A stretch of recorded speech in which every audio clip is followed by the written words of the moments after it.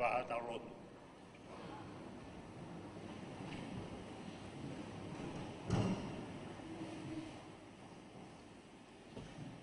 E lau maari e hifo mai ki ho mau whaleni.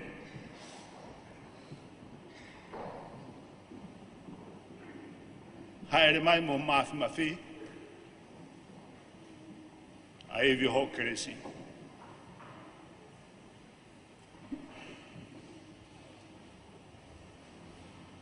Tō hifo hange ha hau ki ho mau ata mai.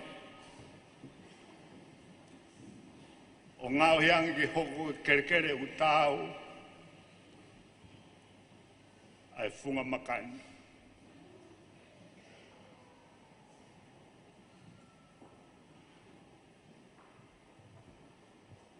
O mau kore katoa ngahi mea ni hua fasisu klaisi ko alo. Ka ko mau whakamui. Amen.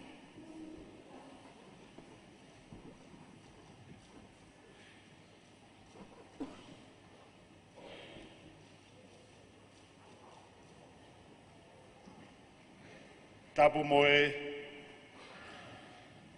poto tapu koe ni kua whakatāpui. Ki malanga i mea e kōsperi.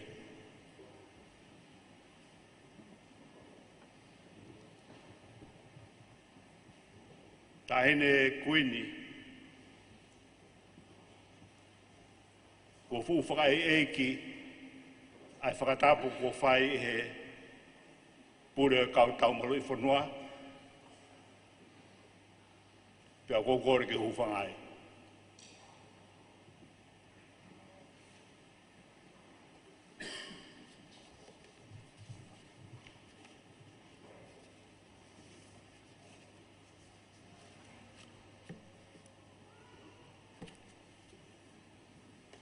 Ko ngahi mea kua whakahoko e he o tua. Ke ua na whakamawai i hata.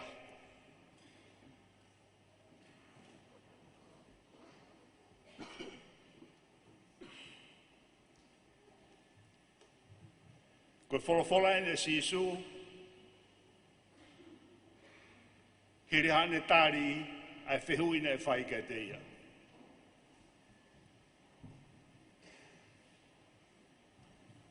Pea whai atu ne whakamatala, pea ne whakaosi a ki lau koe ni. I longa ha mea ko whakahoko he o tua, ke oua na whinga taha ke ne whakamawai.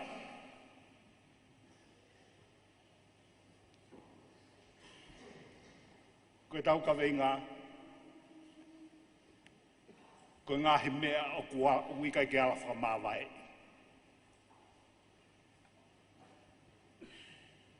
Those of you who don't understand Tongan, our theme for this morning, the inseparable things. Things that cannot be separated.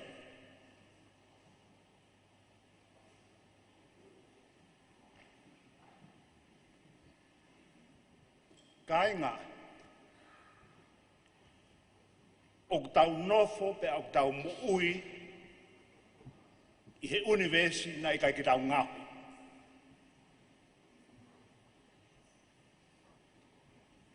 Paka universi o tau nofo ai, na e whakatupuia e he o tua, o whakamatala ki ai e tohi tapu.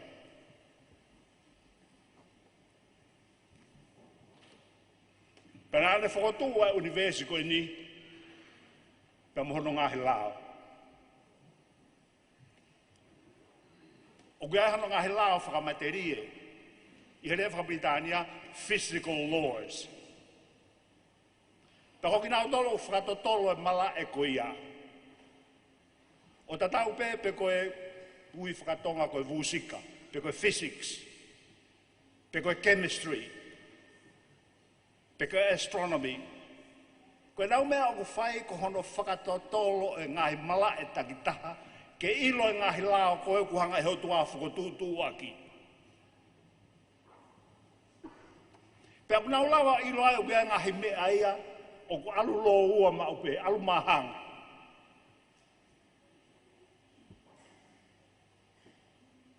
O lauhanga whakatoka ngai. O kui kai ke ala mawai ai mana ia mo uhila.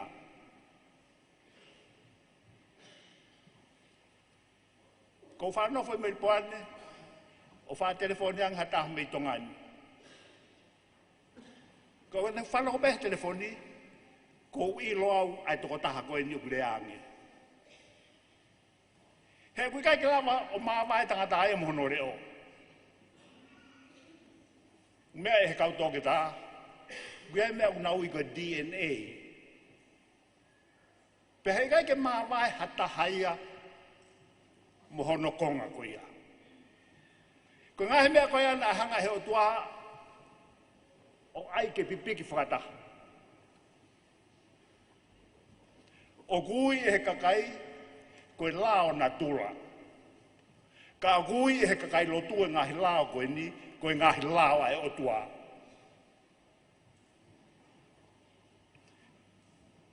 Ko whairea koe lao. Tau maheni peheni he ngahi lao whakapureanga pe koe lao ha apiako o kutohi he ngahi fu pepa.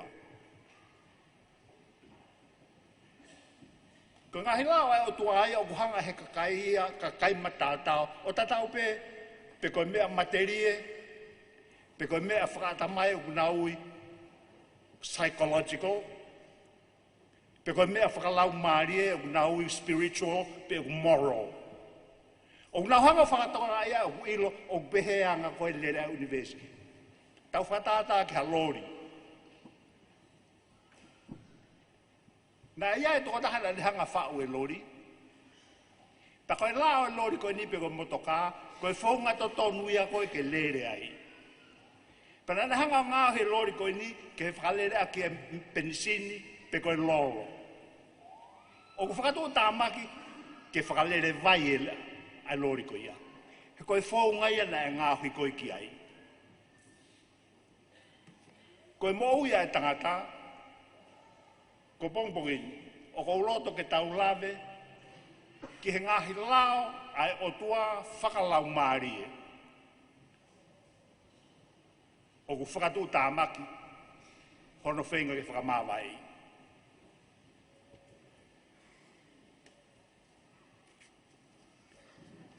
Koe sāmena e lau e, tōrana ne lau e he sekretari lahi. O whakamatalai ke universi pa mona whau e ho tual la ame, mahina ame, ngahe whetu. Tau nau tau whoki tau tolo ki whetu ki whamini la a, o kui kai ke tau ilo, kai ke tāia e hata mai. Ai lao kunihanga o whakalere a ke universi koe ni. Hanga whakautanga ki a wheitu te ke alu ki ai, o ku kehe lao ia koe i nuku alofani, pa ke alatu koe ki nei afu, o ku kehe lao i. Tokua i nuku alofani, tāna ke ua mo ua whā. Alatu koe ki wawa uia, ua ia, pa mo ua u taha pe ia. Ngahe o tua mea ia, tau hape o whawhonga ake matai tohi. Ka he physical universe. E ua mo ua whahen, e ua mo ua whahe Britania, e ua mo ua whahe Mahina, peka universia o pe. Ia tau hiki mai ke mala e whakalau mārie. Ulua ki kua whakahoko he o tua mea koe whainga mārie, ta mo fatongia. Ku whakahoko he o tua ai monu ia, mo fatongia. Ko tau whenga peke whakamawai e o ngobea koe ni e hoko whenga taai.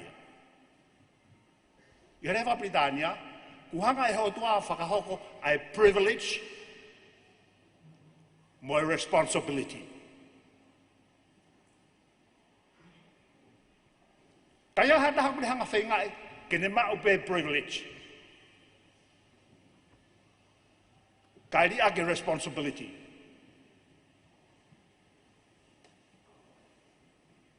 O whakatu tāmaki. O kia e lau ai a whawhora. Te mou mea he ki lau a mātiu. Ka kua tala atu, E kātaki i ngofuang he aha whakamau a taia mo saitoni. Ia teki moua, pea ko koe whoki kāpa neume, e hiki koe koa ki langi.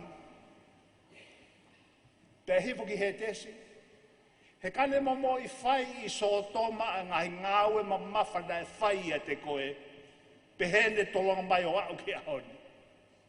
Ka o kou talatu, e kātaki i ngofuang i he aha whakamau, ai whanua ko sotoma i a te koe. Koe lauen a sisu ke wheitu i ka aleri ko koresini. Ke whukoroa ko kāpaneume. Koe privilege koe na e mau koe e sotoma ko lotepe mono ki whamiri. Koe whainga maere koe na e mau koe kāpaneume ta mo ka aleri. Koe wheitu ia koe na e tupuai a sisu ka waisi. Pea ko whakahama e wholofola, e kātaki ngofuanga sotoma whaianga hala.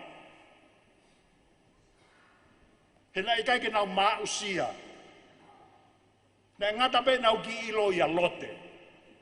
Ka koko e kāpa neume, ka koko e koresini, koko e kāleri.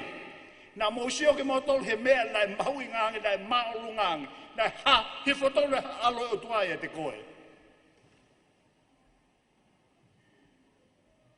But we have a responsibility of lahiang, and that lahiang ho privilege.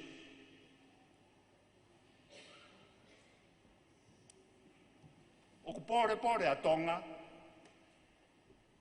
i he tuku ki langi nei whai pōano. Koe lau bēni a whakaiau.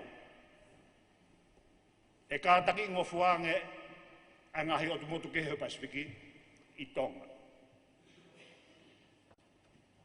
O guai haki e whanua o tui o seni, na i kaike mau o tua ka masiva lelei.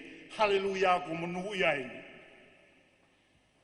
Na tuke ai lotu, pe o me kau whai whekau. O whanua he mea e tohi tapu, pe ta whoki hou eki, pe ta whoki moe hau.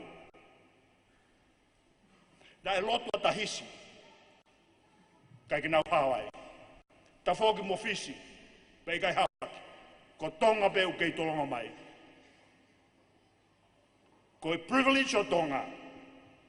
O koe kai hange e koe privilege koe, o ngai motu ke he. Koe lau whakai awe.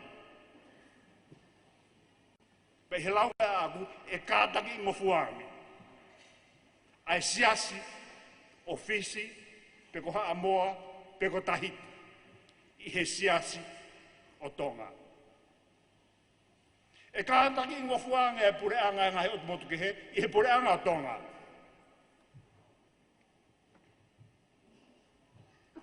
He koe lao whaka o tua ia. O kai koha lao ia aku.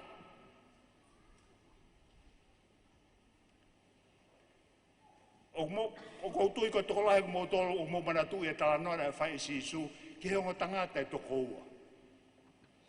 Koe toko taha koe kola i lahe kui he ni ko taivasi. Pea toko taha koe masiva au pito. Lahi ange ai monu ia a taivasi. Hala au pito, a lasa los. O kui ai a hoi au whai no whakamau i ngahi mea. Koe lau ia koe ne tau tohi tapu. Pai koe lau a. Koe tau nofo i taimi o whakangatangata. Koe lau vai tohi tapu, koe tau e fitunga fulu, peka lahi ato tongu te te au ke valungo fulu. Ka koe kai ke hata hai mo i tai ngati. Peka koe lau ai tohi koe ni. O kia hano ngata anga.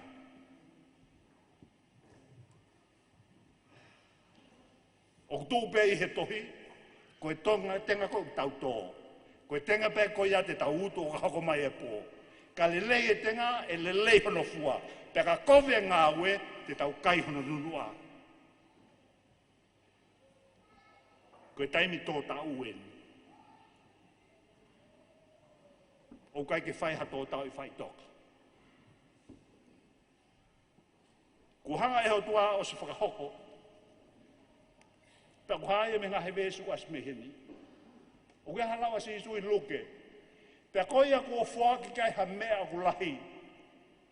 e fie mao mea ha mea ulahi.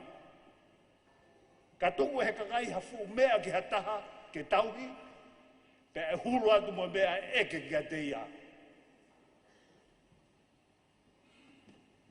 O te mau amanaki, e tatau ai eke koe ki toko tahana tarini te taha, mo toko taha koe ni tarini te ni maa.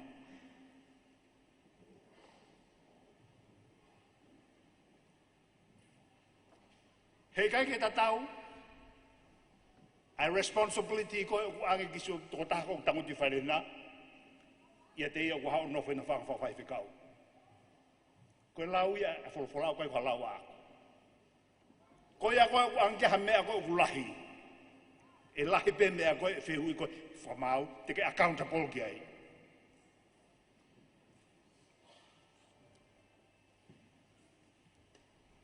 Ta ko lau ia ko fai ko to hitapu. E kahataki ngofuange ani nive. I kāle.